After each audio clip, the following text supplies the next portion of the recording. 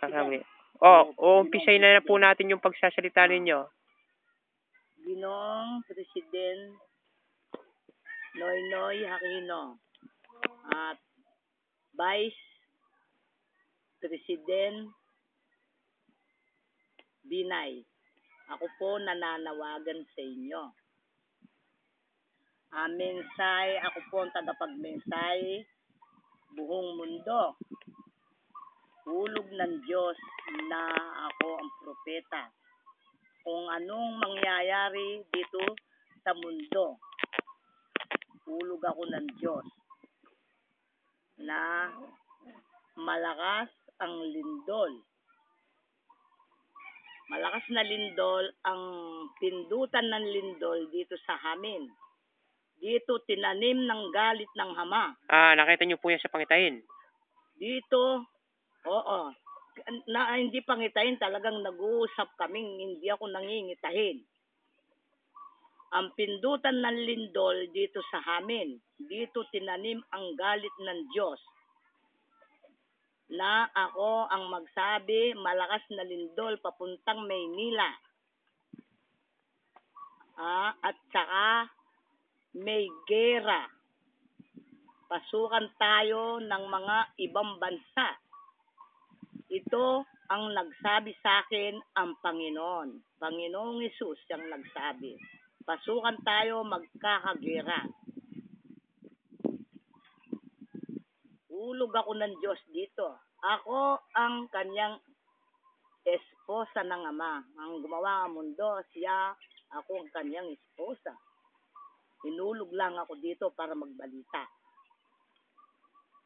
Tinatawagan ko kayo, maganda tayo. Maraming mamamatay na tao sa lakas ng lindol.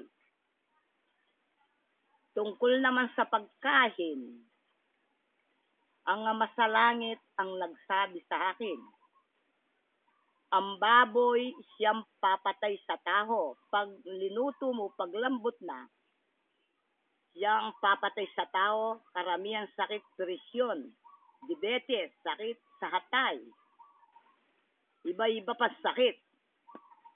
Ngayon, kung maniwala sa akin, pag ako nanggabot dyan, sa inyo dyan, sabihin ko lang huwag kumain ng baboy, gagaling. Kung makikinig sa akin, hindi nakakainin ng baboy. Dito sa amin, hindi ako pinakinggan. Tungkol sa baboy, kinakain din. Wala na akong alam na itulong ko dito sa aking lugar. Dahil hindi sila sumunod sa aking mensahe. Wala akong magagawa sa kanila. Dito pipindutin ang malakas na lindol. Dito ang tanim ng galit ng Ama sa langit. Dito pipindutin ang malakas na lindol. Sa amin, tinatawagan ko kayo, magtulong-tulong tayo. Yun namang pinangako ng Ama, ang Panginoon, nangako ang Panginoong Hesus. Pararatangin daw ang 70 star na pagagamot sa akin, may sakit lahat. Ang 70 star papuntahin dito ng Panginoong Hesus. Nga lang, ang hindi sinabi sa akin, yung tag na 8. Nangitain ako. Ang dumating kong bisita, 70 star. Ba't may tag na hate? Hindi ko alam ang kahulugan ng tag ng hate.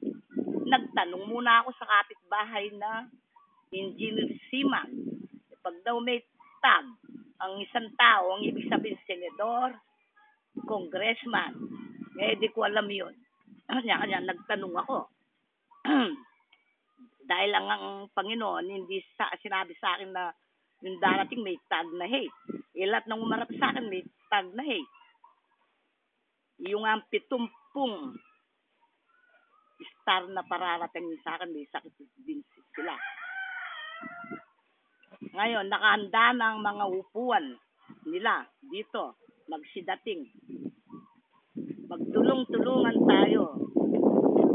Ginoong President Noynoy Aquino. Ginoong Vice President Binay. Tulong-tulong na tayo. Ako ang hulog ng na esposa ng gumawa sa mundo. Ako ang esposo niya. Nulog akong espiritu, nagkatawan tao dahil pumasok ako sa isang tao din. Pero ang espiritu ko galing sa Ama.